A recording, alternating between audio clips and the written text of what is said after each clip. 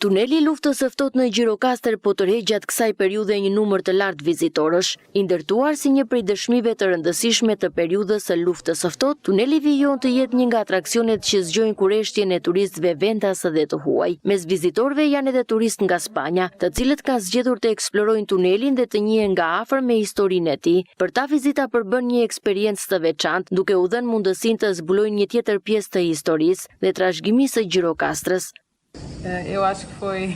E gjeta këtë vizitë shumë interesante. Është një shoqëri dhe realitet shumë ndryshe nga ai që njohim ne. Më bëri përshtypje të mendoja se si njerëzit në ato kohë mund të jetonin në këto kushte dhe si ishte organizuar jeta e tyre. Ajo që më pëlqeu më tepër ishte të shihja se si zhvillohej jeta e përditshme e të rinjve.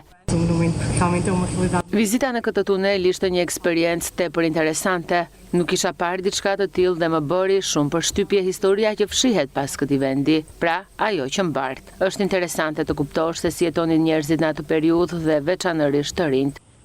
Sipas koordinatores së Muzeut të Tunelit të Luftës së Ftohtë, Albana Ismaili, vizitueshmëria gjatë kësaj periudhe ka qenë e lartë. Ajo shprehet se interesi i turistëve pritet të vijojë edhe në ditët në vazhdim, duke e bërë tunelin një prej pikave të rëndësishme të itinerarit turistik të Gjirokastrës.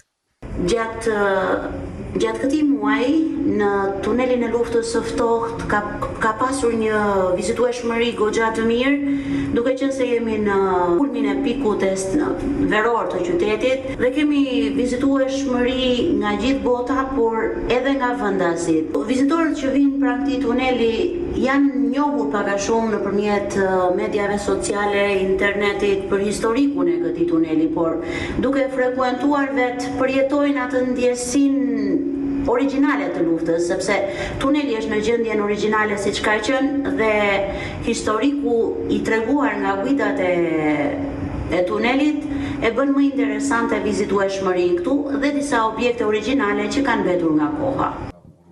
Në këtë mënyrë, tuneli i luftës së ftohtë vijon të mbetet një pikë me interes për turistët që vizitojnë Gjirokastrën, duke ndërthurur historinë, arkitekturën dhe dëshmitë e një periudhe të rëndësishme të së kaluarës së qytetit. Fluksi i vizitorëve pritet të jetë i lartë edhe gjatë pjesës tjetër të sezonit turistik.